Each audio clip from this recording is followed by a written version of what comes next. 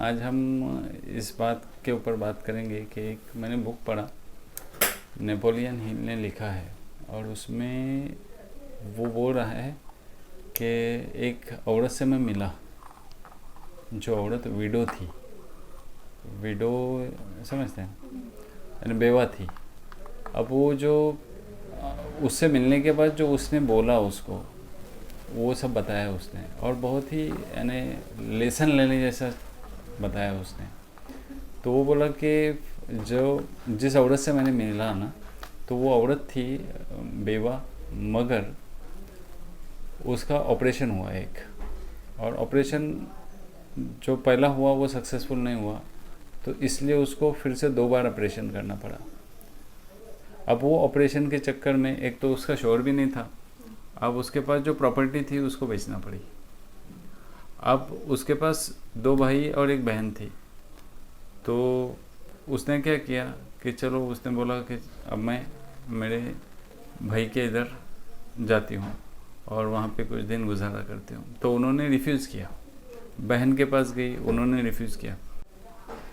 वो अपने बेटे के पास गई, बेटे भी थे उसको 2, तो उसके पास गई, तो उनकी बीवियों ने रिफ्यूज़ किया कि नहीं लेने का इसको। अब ये सब होने के बाद यानी वो तो ब्रेकडाउन कहाँ से हो गई कि उसका पहले तो शौहर चला गया, वो बीमारी में मुब्तला थी, उसके बाद में थर्ड चीज़ वो फाइनेंस से भी चली गई।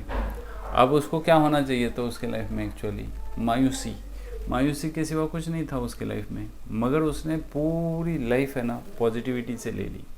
अब उसने पूछने के बाद ये बोला कि मैं उसको बोला कि ये तुम अच्छी लगती हो इन द सेंस कि तुम्हारा एटीट्यूड अच्छा है, तो मैं तुमको और कुछ सिखाना चाहता हूँ, इसलिए मैं लोगों से फ़ीस लेता हूँ, मैं तुमसे फ़ीस नहीं लूँगा, ऐसा बोला नेपोलियन हिल। तो ठीक है, तो उसने कहा कि देखो, आपने जो मेरे लिए सोचा है वो बहुत बड़ी बात है, मैं शुक्रिया करती हूँ, मगर क्या करो कि मैं अभी फ़ीस नहीं दे सकती, मगर मुझे यकीन है कि मैं फ़ीस देने के काबिल हो जाऊँगी और तब मैं वो तुम्हारा फ़ीस दे दूँगी। मैं कोई चीज़ मुफ्त में लेना नहीं चाहती, और वैसे भी कोई आदमी किसी को कुछ भी मुफ्त में देना पसंद भी नहीं करता। तो ये पहली बात जो उसने कही। दूसरी बात उसने कही ये कि देखो, मेरा ये सब ऑपरेशन हो गया, मेरे लाइफ में बहुत सारा मुसीबत आ गई, फाइनेंशियल में ब्रेकडाउन हो गई, तो भी मैंने हौसला नहीं छोड़ा। मैं ये नहीं समझ रही हूँ कि मेरे लाइफ में ये सारा कुछ हो गया है और मैं विडो हूँ, ऐसा नहीं सोच रहा हूँ। मेरे जैसे बहुत सारे और विडो भी तो है ना, तो उनका भी हाल वैसे ही होगा ना, होना चाहिए। मगर मैं जो सोच रही हूँ उस वजह से मेरी जो लाइफ है अगली, वो बहुत अच्छी होने वाली है। तो उसने जो दूसरा पॉइंट बता दिया कि ये सब कुछ होने के बाद मैंने कंसंट्रेट किसके ऊपर किया कि मेरे पास जो है, मेरे पास से जो चला गया उसके ऊपर मैं फोकस नहीं करती आज। तो मैंने क्या किया, मैंने कहा कि चलो ठीक है, सब कुछ चला गया, मगर अल्लाह ने मेरे को ये सेंसेस तो दिया है, अकल तो है, देख सकती हूँ, सुन सकती हूँ, बोल सकती हूँ, सब कुछ सलामत है, यानी मैं सेहत से अच्छी हूँ, बाकी सब कुछ चला गया, कोई प्रॉब्लम नहीं। तो फिर मैं उसको फिर से रिन्यू कर सकती हूँ, फिर से जो चला गया उसको हासिल कर सकती हूँ, क्योंकि मेरा मेंटल फैकल्टी अभी मजबूत हो रहा है। अब जो मुसीबत हम पर आ जाती है ना, वो मुसीबत कुछ लेके जाती है मगर तुमको स्ट्रांग बना के जाती है।